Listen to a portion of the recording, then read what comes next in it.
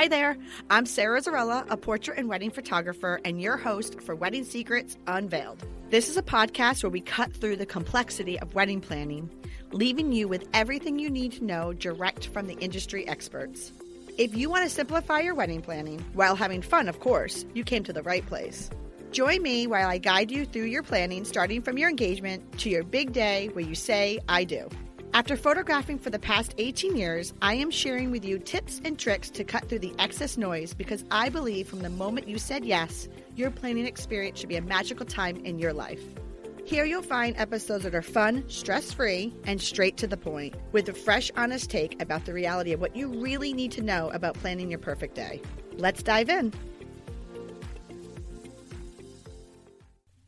Welcome back to Wedding Secrets Unveiled podcast, friends. I'm excited to share with you my friend Nancy, who is the owner of Bridal Finery, a small shop on Main Street, East Greenwich. Funny enough, I got a text from Nancy, and she said that she would love to be a guest on the podcast. And I said, absolutely.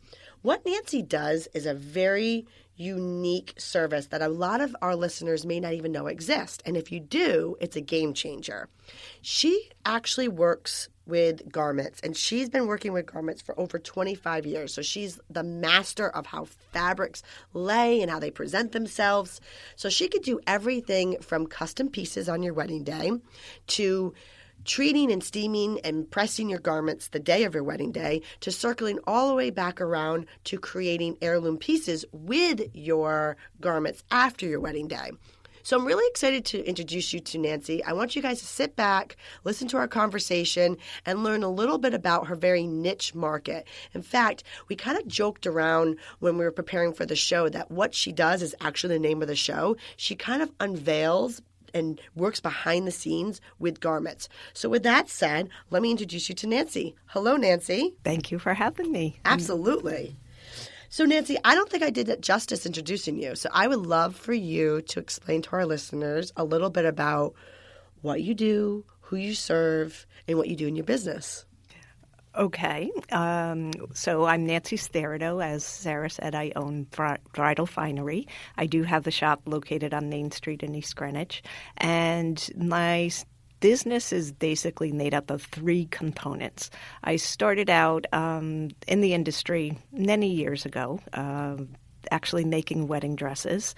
I no longer do that, but that was sort of a segue into creating custom-made hair pieces, veils, accessories, meaning capes and wraps and all sorts of fun things that accompany your dress. Once the dress is selected, I can then go on and style with you all of the accessories that you may want for your wedding day. So that's primarily what I've been doing for the past few decades, I'll say. And then there was a change in what I was noticing was there were a lot of brides coming to the area from out of state. And when you come in from out of state, obviously you're traveling with this garment bag, either via an airplane or in the back of a car or what have you. And it just dawned on me that these garments would need attention. It popped in my head, actually. I had a wedding planner friend, had a situation with a client that their dress, once taken out of the bag, was in pretty poor disarray and needed some help. And she asked me if I had any recommendations. And therefore, the second part of my business came about, which is I do go on location and I prepare all garments to get ready for the wedding day. Sometimes it's done the day of, sometimes the day before. There's a lot of variables that will determine when I arrive on location to do that. Then the third aspect of my business sort of came about over the past couple of years as well, and it had to do a lot with where the wedding design in terms of dresses and styles came in, and sort of wanting a little bit of the past, be it like the lace dresses and that sort of thing. And I was suddenly approached on more than one occasion with heirloom wedding dresses, meaning a dress that belonged to either a mother, an aunt, a grandmother, and somehow the bride would want to incorporate aspects, if not the entire dress, as part of their wedding day. So from that, a lot of times, again, that's an individual situation. It depends on the design of the garment, the condition of the garment, etc. It may not have been able to be used in its entirety as is, but maybe some portions of it could be used for something else. So therefore, the heirloom portion of my business sort of developed, and from here, what I do is I create pieces, be it wearable or home decor or anything, using snippets of the heirloom, the garment, and to collectively with the client, I might, throw out some ideas and give some input as to how best the materials could be utilized, and then we come up with some new pieces that can either be used for future heirloom pieces or, like I said, just something commemorative using parts and pieces of the existing gown. So I think what we'll do for our listeners is maybe we'll divide this segment up in 3 segments. We'll talk a little bit about, what you do at Bridal Finery for the custom pieces, then what you do for the style which is the style and accessories, and then what you do on location, the garment care, and then we'll wrap up with the heirloom pieces. So before we get into what Bridal Finery is and what you do with the style and accessories, you did mention a little bit about that you started off designing and making wedding dresses. That's correct, yes. You actually you physically sat there and you made people's wedding dresses. I did, yes. Ooh, I was crazy like that, yes. Yeah, that's great. That is a task. This was many years ago. You have to understand, too, that this is actually my second career. So you can do the math, but I've been in a textile world my entire professional life. I started out in interior design. I designed hotels and restaurants internationally. So I was responsible for, selecting the textiles for all the different areas and such. And then I was interested in the bridal world and thought that I would jump into it making dresses. That was sort of my part-time gig, if you will, while I was working in the interior world. And then where did I go from there? From there, I just kept doing both, actually. I was working for an international company, and I was just out of my home making wedding dresses. At one point along the way, I myself got married. I had a child, and then, as you know, Sarah, having 3, your world changes a little bit. So I felt I needed to choose one career over the other. I was also teaching at the time. I was teaching interiors, and it just got to be a lot, trying to balance everything. So at the time also was the horrific Station nightclub fire here in the state, and it changed how and what I was teaching. And I just used that as my swan song to say, that's it, I'm done with the interiors and let me concentrate on bridal. So I think I maybe made 1 or 2 more dresses and then decided to flip that a little bit as well and to concentrate mostly on accessories. And that's what I've been doing ever since. And then that takes us to the Bridal Finery. Exactly. So voila, Bridal Finery was born. I've had a couple of different locations, but I am now in East Greenwich and have been there for quite a while now. So what I do is the only prerequisite for somebody coming in is that they need to already have selected their bridal gown. It doesn't necessarily have to be in hand, but at least they know what they're wearing. And then from there, I guide the bride as to certainly, with their either Pinterest boards or whatever they have, their thoughts and ideas. I walk them through the process of what I feel would service them in terms of the overall look that they want to achieve on their wedding day. And it's interesting too, because I did talk about in the intro that I used you for my wedding. And then you talked about a little bit about, which we'll get in later, about the heirloom products. But you created and designed from scratch I don't know if you remember, but you did the little headpieces that all of my junior bridesmaids and my flower girls wore.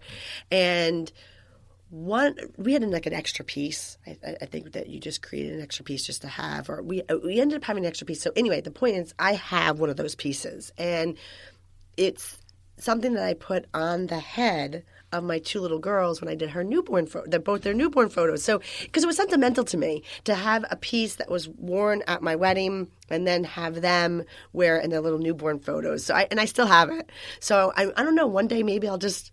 We always save our dresses. I don't know. Maybe I'll just give it to my daughters and say this is something that was used at our wedding. But with that said, I would love for you to talk a little bit about, for the listeners, a little about the style and accessory care that you do for your business and what you can offer for them. First of all, let me just say that's very touching and meaningful for me as well. Of course, I remember making those pieces. I'm honored that you still have one. And that's explains a little bit about the heirloom part, but we'll talk about that in a little while. So first of all, let me back up in terms of the selecting hair pieces and accessories and such. The one thing you want to be sure of is it's all about your personality. You chose your dress for whatever reason. You love the style. It looks fantastic on you. It's complementary to your body type and even the coloration to your skin tone. And I'm expecting that it also works with the venue and the time of day, time of year, how formal your venue is. Well, your accessories should all do the same thing as well. They should fit right in line with what you envision for your wedding day. But for the most part, it's all about personality and your personal style. And that's what I achieve to do with you as as a client is to select the things that work specifically for you. And so that's what we accomplish during a consultation.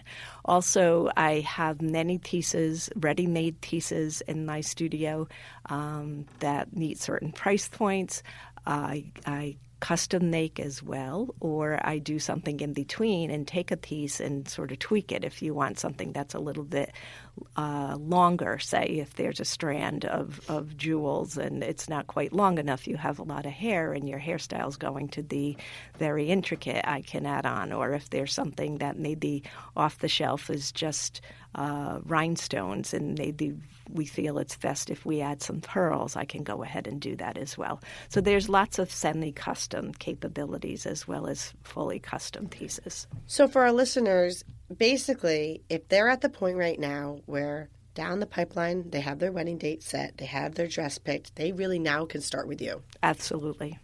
So some of the stuff that you can do is anything from their accessories to the accessories of their bridesmaids, their mom, their family members, their flower girls. So pretty much if they can think it, you can make it.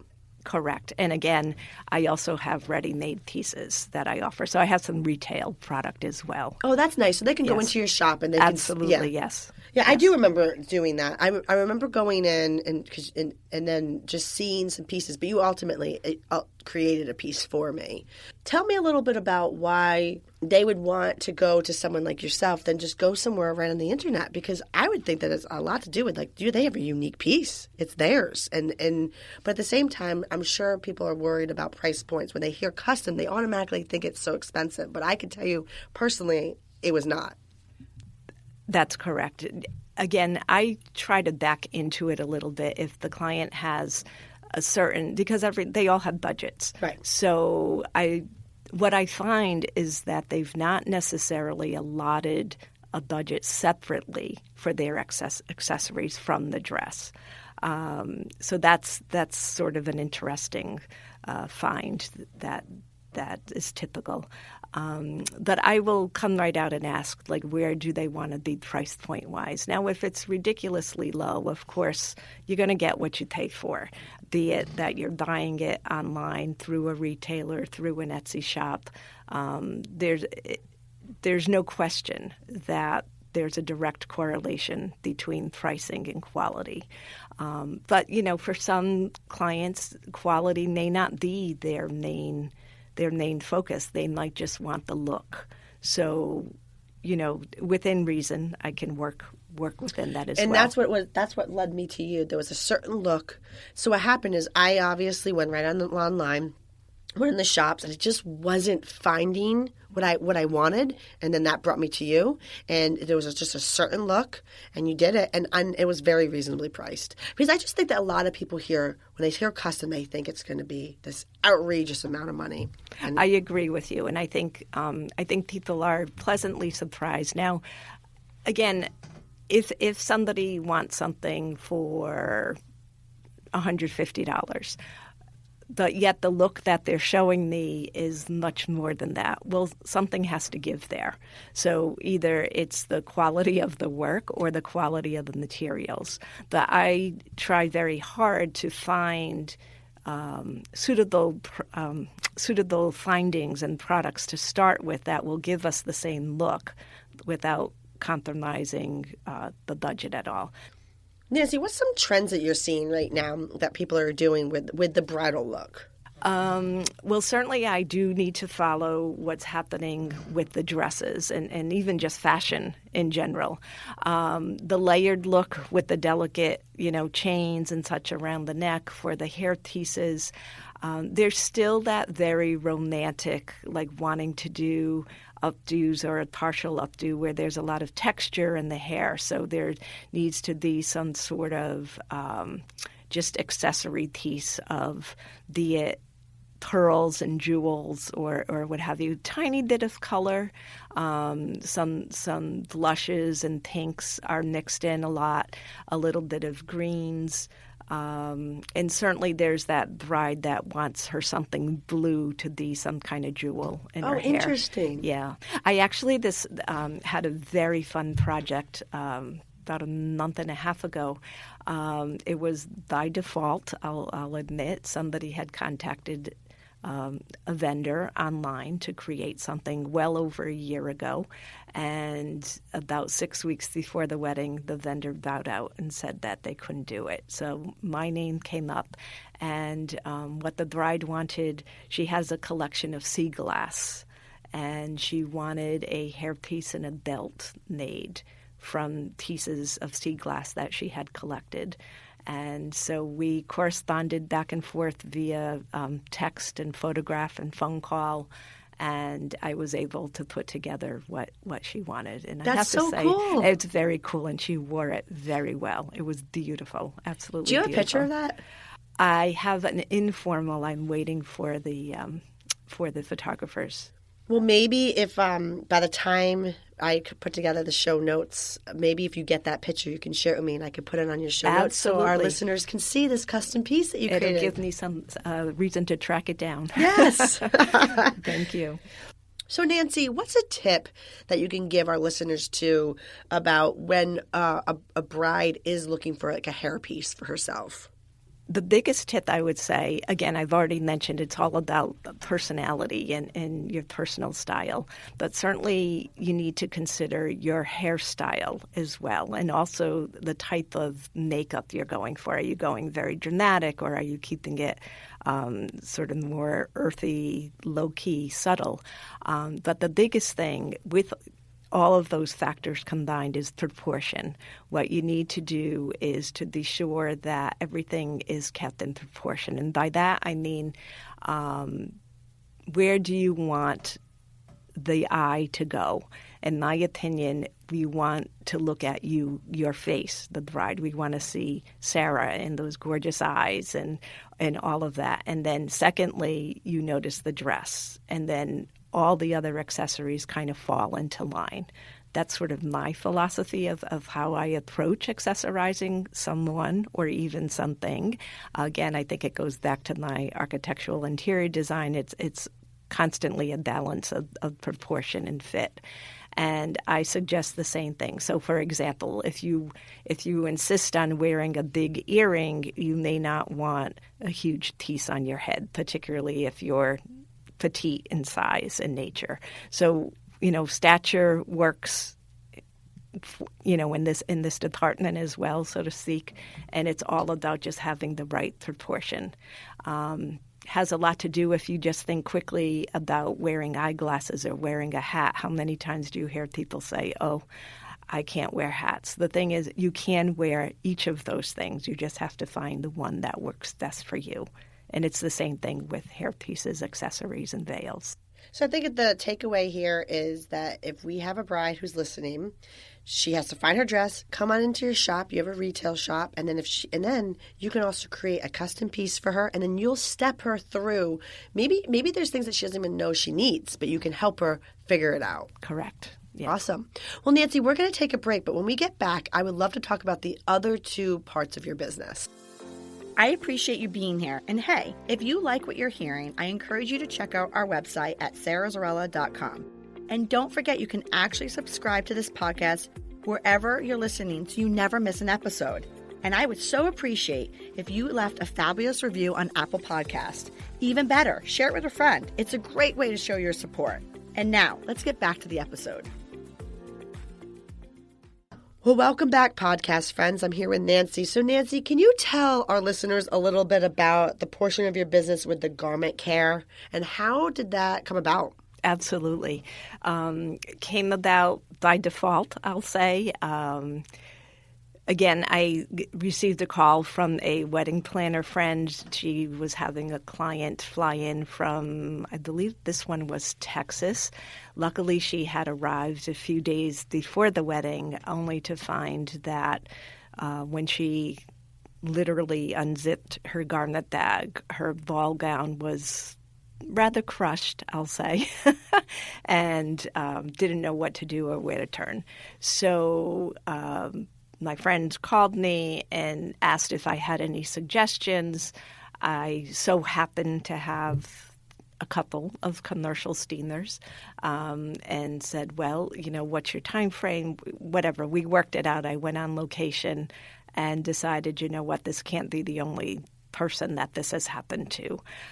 So since then, and it's been, 6, 7, 8 years, I kind of lose track of time, I go on location. Ideally, it's to wherever the bride is getting dressed the day of the wedding. However, sometimes with these, as you know, Sarah, large wedding parties, so you can't please everyone within a couple of hours with if there's that many garments to tend to. So then I will go either the day before. It depends on scheduling and in the timeline and when everyone arrives into town and when the garments will be there and, just who the priorities are and that sort of thing. But I'll make sure that particularly my concentration is on the bridal gown, the veil, the groom's tux, and then all the other pieces kind of fall in line based on need. I think that's really important, too, because there's been so many times where I arrived on location in the bridal suite where they're getting ready and they're doing their hair and makeup, and you are there, and you are steaming their garments. And I think a lot of people need to realize that, when you said something to me that made a lot of sense, is that what do you want to be doing on your wedding day? Or what do you want a loved one to be doing? Do you want them to be hanging out and enjoying the moment or sitting there with a steamer? Exactly. Because somebody has to do it. I mean, it's not a matter of do you or not. Do you not? No, it definitely needs to be done. It's just who's doing it for you. Exactly. And I've arrived, and I think we did a wedding. I know it was last Labor Day weekend, not this one, but last one. And there was a good amount of girls. Mm-hmm. You were there for a few hours, but you steamed every single girl's dress, and you made sure the bride's dress was all steamed. And exactly. And they got to just hang out. They got to take pictures with me, get their hair and makeup done, have mimosas, and have a good old time. And how many times have you seen when these things aren't taken care of, have you seen the, the robes with the creases in them because they were just taken out of the packages? I don't think any amount of editing can get that out. And this is what I was trying to say in the opening, that I don't think a lot of people realize what your services are, and then it's there. And then once you realize it, you realize you need it, because there is so many times, like you said, that there's so many robes that have the creases on it. You know what else I really wish you would do? You need to open up a fourth part of your job, which is where you need to go to the venues and you need to steam the linens on the tables. I knew you were going to say that. That makes me cringe. It's such a pain point. I don't really need to worry too much about the bride's dress and the bridesmaid's dresses, because obviously they're hiring you, or if you're not there the day of, they're doing it the day prior, and they're making sure no one touches it. But you talk about the robes, that happens all the time. I don't think that people concentrate so much on the dress that they forget about these cute PJs or these cute robes that they're wearing. And then on top of it, there's so many times that Dan and I will be detailing the venues. And when we say detailing, that's when the photographer takes the detail photos of all your time, energy, and money into what your venue looks like. And there will be literally a linen there that has the fold creases on it. And it's a pain point for me. So now many venues, if not all, have some sort of steaming device, whether or not it's in working condition or whatever. I just think, particularly this past season, I mean, we've all been going crazy, and they're just quickly changing, a ballroom over from one party to the next, and there really is no time to go ahead and steam out that head table linen or whatever the case may be. But a lot of venues say, oh, we have a steamer and that sort of thing. Well, that's fine, but now someone needs to use it. Right. But I never rely on those anyways. When I go on location, I bring, as you do, you have all your camera equipment. I have my own equipment, including a portable sewing machine that I swear if I keep it in my car, I'll never have to use it. So I travel. I pack my car at the start of the season, and actually it's still packed because I have 2 more weddings to go at the time of this airing, and it will stay packed until that very last location for the season. But I've had to, yes, the intention is to garment care. Well, what exactly does that mean other than steaming and pressing? It might mean that, the 3 of the groomsmen forgot to have their pants hemmed. Or I had a client a couple of years ago fly in from California. She had this gorgeous layers and layers and layers of ball gown, which obviously needed attention because there's no garment bag big enough for that. But also once she pulled it out of the garment bag, she realized that the bridal shop not only forgot to stitch in the cuffs into the bodice of the dress, but they also did not include them. So I got the phone call, can you help out? Absolutely. Took my stash of cups with me and helped her out with that as well as steaming. And it was actually quite funny. There were such yardage of fabric on this huge ball gown that when I was sitting on the sofa in the suite there, and the wedding planner walked in and she's like, "Nancy, are you here?" And I was literally just covered in layers and layers of dress trying to stitch away at the cups. But anyway, so that made for a very comfortable and happy bride. Nancy, what type of things do you help the gentleman out with? For gentlemen, it's definitely the tuxedo sleeves or suits. It can be a tux or a suit. They're all, pretty much made the same. A lot of times in travel, the sleeves will get crushed, folded over, and you'll see that sort of crease happening. So that's one of the key points. And then I'll go in and take care of that and then stuff it with tissue. The other thing is how the pants are folded over the hanger. You'll get a nice crease point there. And the shirts always have to be done. So it's things that they don't think about because, we don't need to do that shirt. It's going to have the jacket over it. And that's not always the case. That's not always the case, I can tell you. Especially you're basically helping people be picture ready. Exactly. It sounds corny, but basically wrinkle-free on their wedding day. I got a question for you. Do you at all help men do their ties? Bow ties, absolutely. Yes. On location. Okay, so here's the thing. If it happens to be where I'm steaming the day of the wedding, oftentimes, depending on who the wedding planner is, if they find out that I'm going to be there, I might stay on longer to assist them as well, to get the timeline, like to stay on schedule with the timeline to literally get them to the church on time. Or the couple might even hire me to stay on to sort of be their personal valet, in which case that's exactly what I do, is that I will tie bow ties, neckties, just make sure that, literally every scene is in place and that everyone looks fabulous walking down the aisle. For the people who are listening, I really strongly suggest that you do contact Nancy if you are having any form of men in your bridal party. The reason why I say that is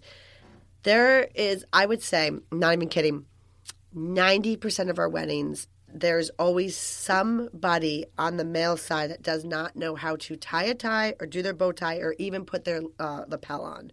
So a lot of times I see them, they're literally sitting there and Googling it. They are. Or they're watching videos. And there's been not many, but enough that I take note on this, that we are late.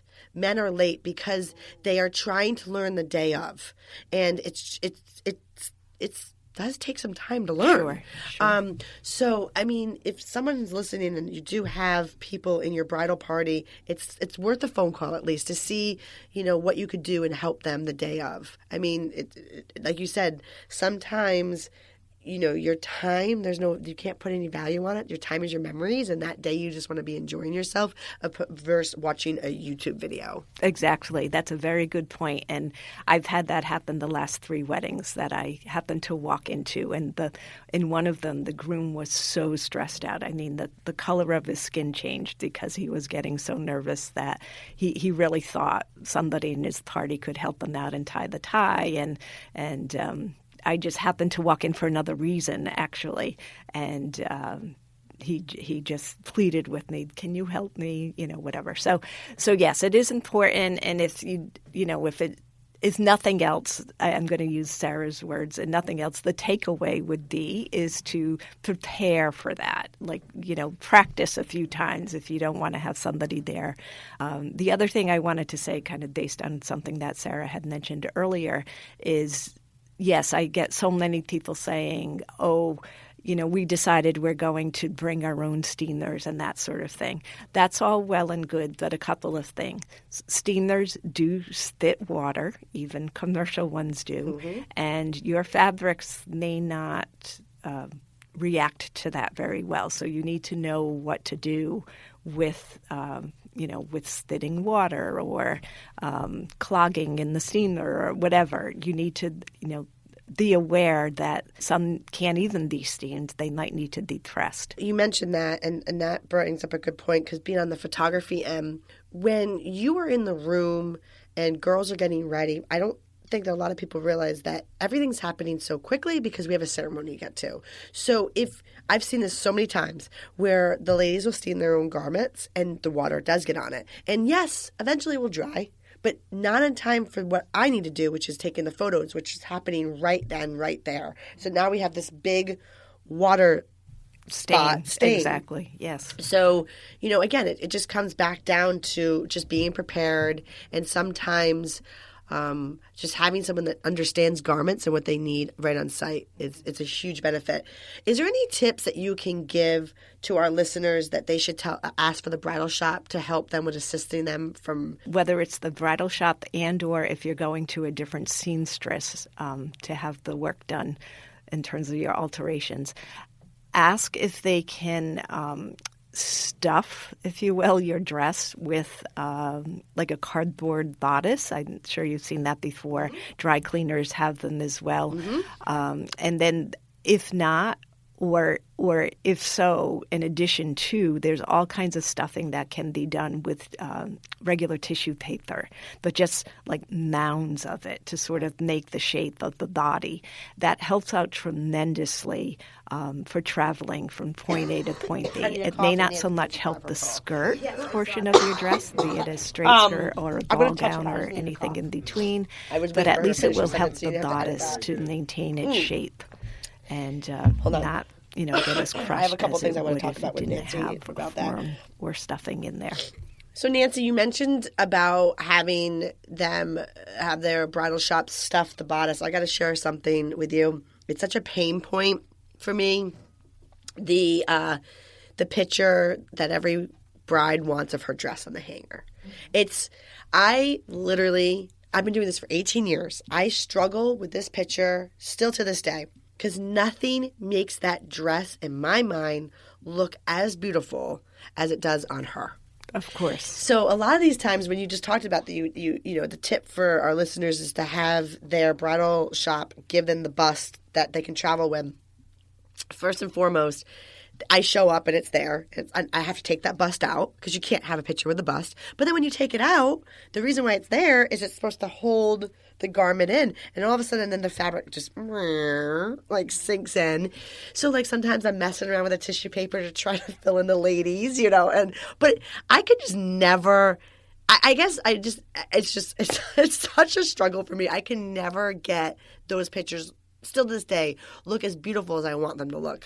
And you probably won't. It's no fault of yours for sure. The busts that I'm speaking of, I recommend more for travel, right. But obviously it's not going to give you a good picture. Nor is a plastic hanger. Right. And that's the thing. So it's like, so definitely listeners, get one of those, nice hangers.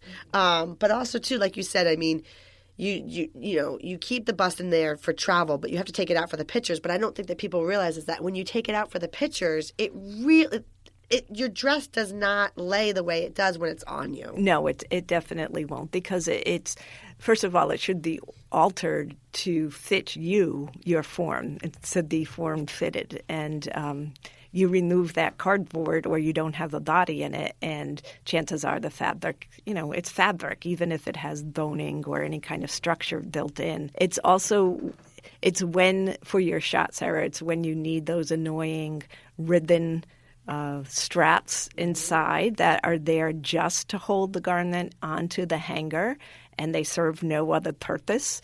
But again, it's not going to take the place of a body.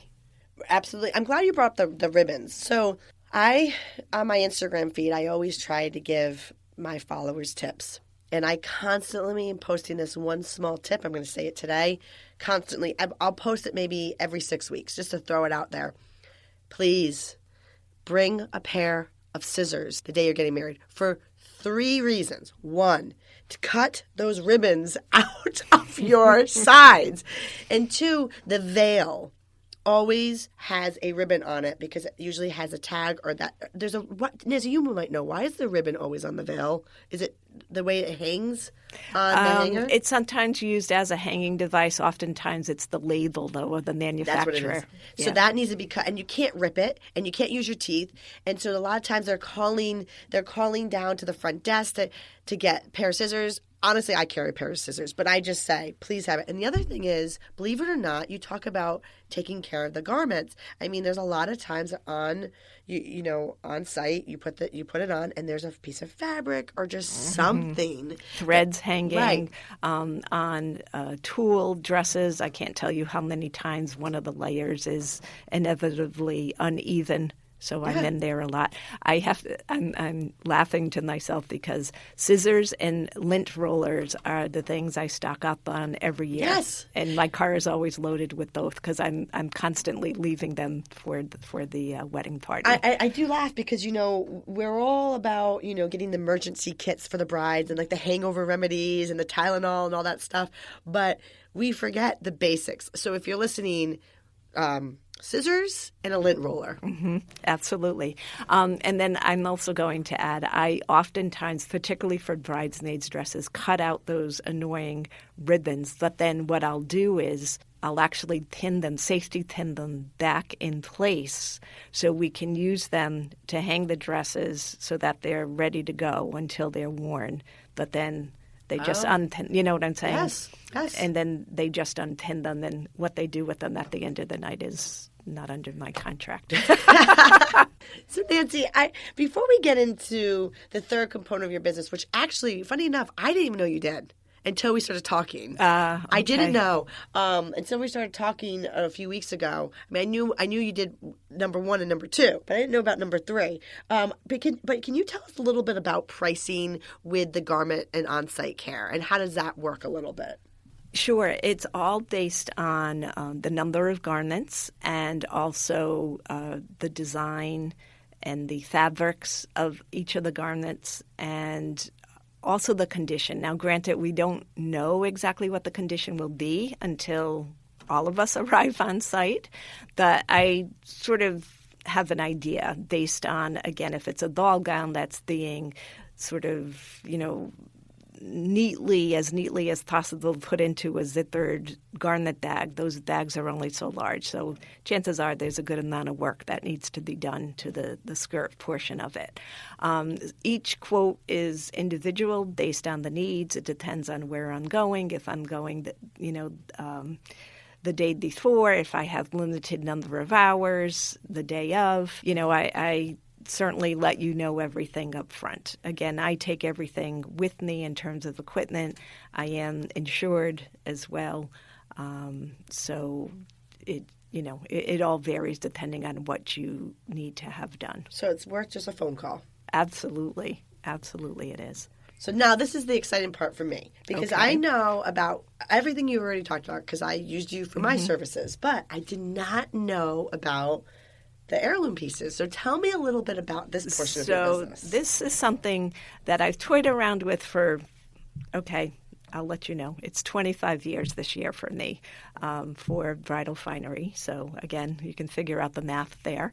But it's something that really has taken sort of not the forefront of my business, but it's really become a key player in my business, if you will, the last couple of years. And I really do think it's having to do with the design and the focus on bridal dress styles the last few years. It's been a lot of lace and sort of lace embellishments, meaning like appliques or kind of bits and pieces that are layered. And with that, I've had a lot of wedding dresses come into my studio. And again, we're talking like 70s, 80s, 90s dresses that are quite funny to look at in terms of, silhouettes and such. And it's not that the bride wants to wear that, but they're looking to see if there's anything that can be salvaged from it. I was going to say, how many people, we preserve our dresses. Right. And sometimes that. But what are people doing with it? I want to know. Well, the key thing, the first thing people do is more, as soon as they have children, they might have a christening dress. If your religion has you believe in that, where you're being baptized and such. So that's the number one thing. But I actually this year had this very 1980s Princess Di influenced. I have 3 of these dresses sitting in my studio right now, all from different people. But there was gorgeous lace on this dress, and it just had yellowed, even though I believe they did have it preserved, but for some reasons, I know what it was. They had it preserved, but then over the years, others in the family wore the dress. So I'm going to say the bride's mom wore it first, and then her sisters wore it. So it had like 3 or 4 wearings, and then it didn't get preserved in between those times. Yes. So the dress came into me in a garbage bag, and it was very yellowed, but the quality of the lace was just stunning. And I recognized it because I had similar lace on my wedding dress. And so the bride was getting married this past fall, early fall in Vermont, and she had a very clean, very plain, very 2021 dress, and she wanted a veil. I had helped her friend with a veil, so she asked me if I could make her something, and they brought in this dress, not realizing the quality of the lace that was on the dress and the yardage. There was a lot of yardage. So I started taking the lace off. I cleaned it up a little bit, and it You can't do anything with that yellow, though, right? In this case, I could, because I could wash the lace. I did it all by hand. I just did a little section of it. Wow, and okay. yes, the yellow came out, and the lace was just gorgeous. It wasn't a bright white. It was just that slightly off-white, which was perfect for the bride's dress. So I presented, what my thoughts were, and I ended up making a cathedral-length veil with completely trimmed in this lace. And I'll tear up because the bride walked in and she just started crying. Do you have a picture of that? I do have a picture. You have to send that, and I'll put that on the show notes. It's that sort of thing. Oh, Nancy, you're tearing up. I am. I know. I'm so sappy. After 25 years, I still get really wishy-washy about this. No, but it shows your passion and your love for what you do. I have to tell you. So, little side note, last year, as you know, COVID, we had nothing, right? Be careful what you wish for this year. That I was really thinking that it was my swan song. I've been in this industry a long time. Like I said, I think a lot of us thought that. I think so. For me, like I said, it was my second career. Was it time to move on? I really had nothing at all lined up, and it was really bothering me. And I had to give it some really heavy, deep thought.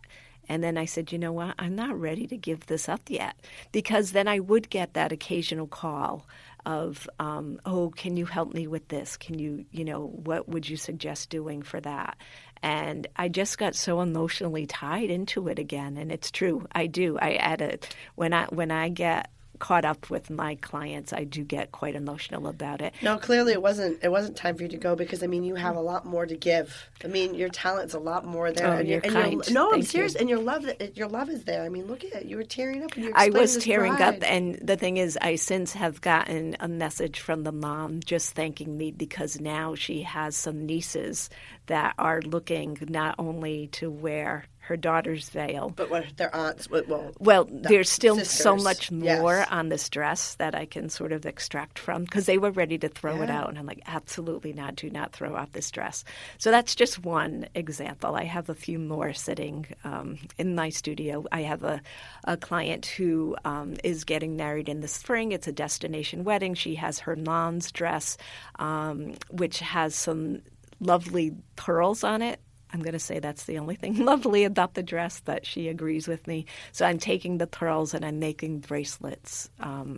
I'm not going to go into it any more detail in case somebody in the wedding is listening. Right. I just realized that. It's like, oops, can't say too much more.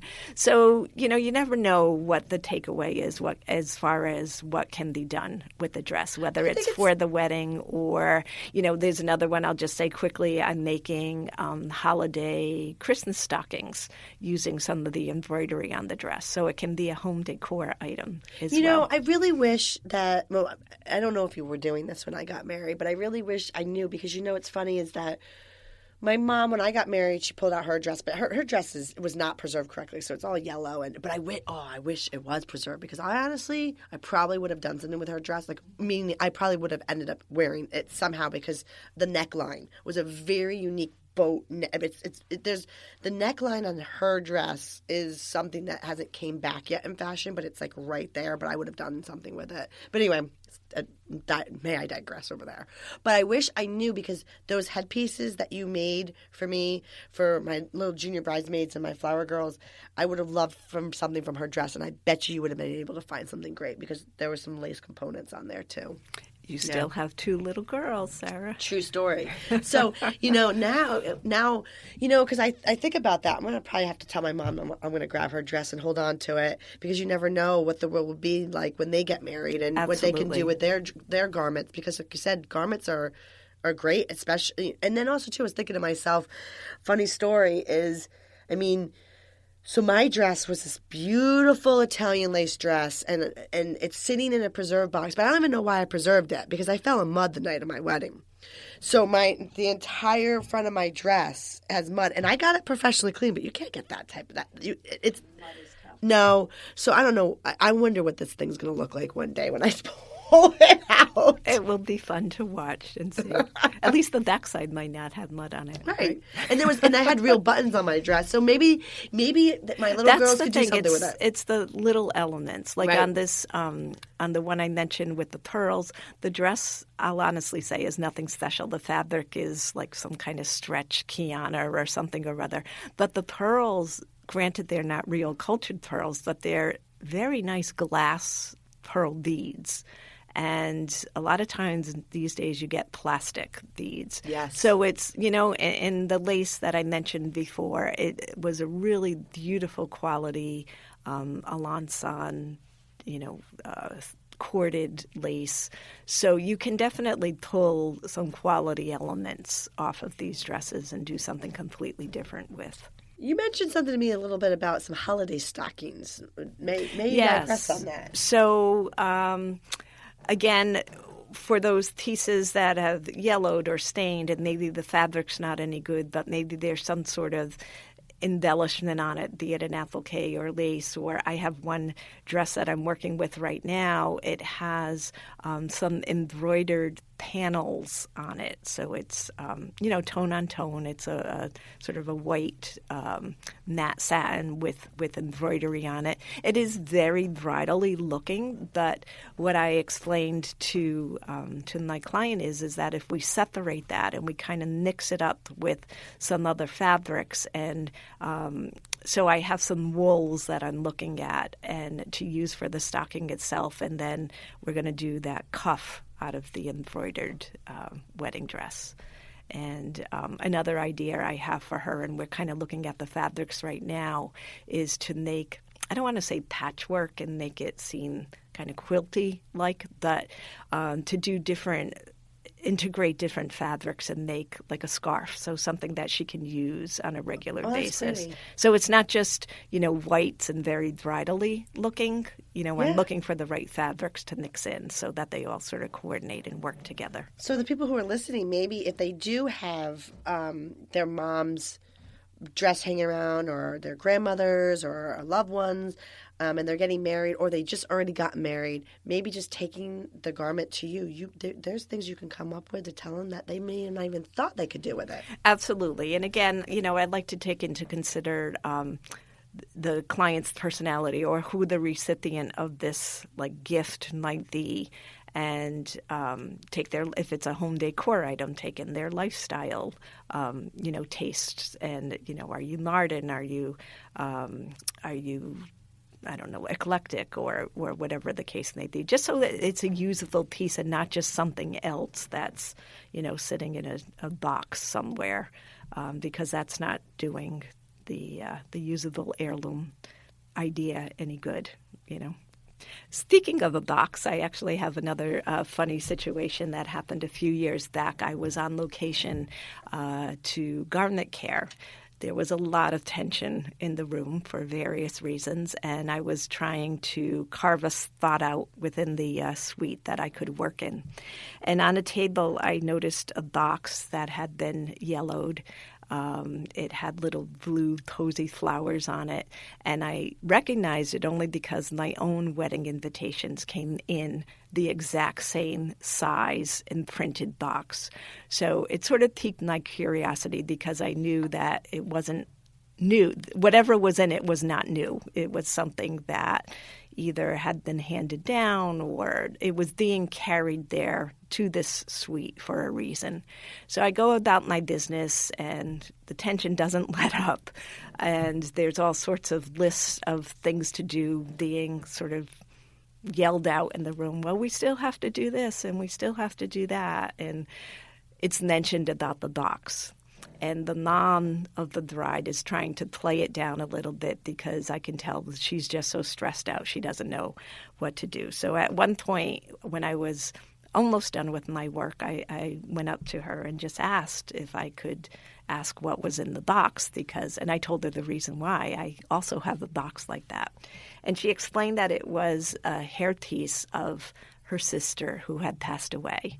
And they were trying to incorporate it somehow for the bride to wear, but they didn't know what to do. They didn't know if it should be part of the bouquet or because now she has this very modern, very different colored dress than this yellowed hairpiece that was in the box. So I asked if I could take a look at it, and I just kind of poked around with it a little bit, and I had a few ideas, and I mentioned it to her, and she stopped dead in her tracks and got a little emotional, and then she called the bride over. She actually asked the bride to stop being a brat because she was being a little nasty at that moment.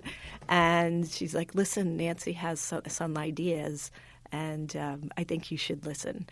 So I just, for me it was pretty clean cut and somewhat simple to do, but at the end of the day, we decided that I would make this little hair brooch. There were some jewels in it and some lace, and I explained to them that I'd have to take it apart, but that I would put it back together, in a new form. And I happened to have the materials I needed in terms of like the barrette and that sort of thing. And I ended up making a piece that she wore for the wedding the next day. Well, Nancy, you are quite a garment specialist over here. No, that was a passion of that. That was out of just an act of love, just because the box intrigued me. And when she told me the story, of course, I'm sure I cried a little bit as well. And it's like, oh, we have to make this work somehow. But for me, it was sort of an easy do, only because I make hair pieces. So, the construction part of it was not something I had to think twice about. I happened to have in my Diddy kit the materials that I needed, and it just satisfied what they were going for, and it just eased a lot of stress and tension amongst them. So they went off to their rehearsal, and I continued stitching, and I left it for them on the ironing board. Little did you know that a nice little box would ease the tension in the whole room. A little bit of Nancy and a little bit of the box. There you go. And I still have my box that I don't even know what's in it. All right, Nancy, what's that time now for a wrap-up question? So with that said, what are some key points that a bride should be considering when she's selecting accessories?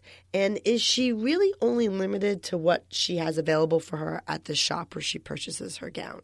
Great question, Sarah. What you should be looking for when choosing accessories are a few things, actually. You should definitely consider what your vision is of how you want to look on your wedding day. So you've selected your dress for a particular reason. It gave the look that you want. It fits you perfectly. It works with your body type, your silhouette, etc. Your accessories should all do the same thing. So again, what you also need to consider is where the wedding is going to be held and the time of day. Is it a morning garden party, outdoor sort of ceremony and reception, or are you in a mansion for an evening black tie? Your accessories should reflect all of that as well. And as I had mentioned early on, proportion is something you definitely want to consider.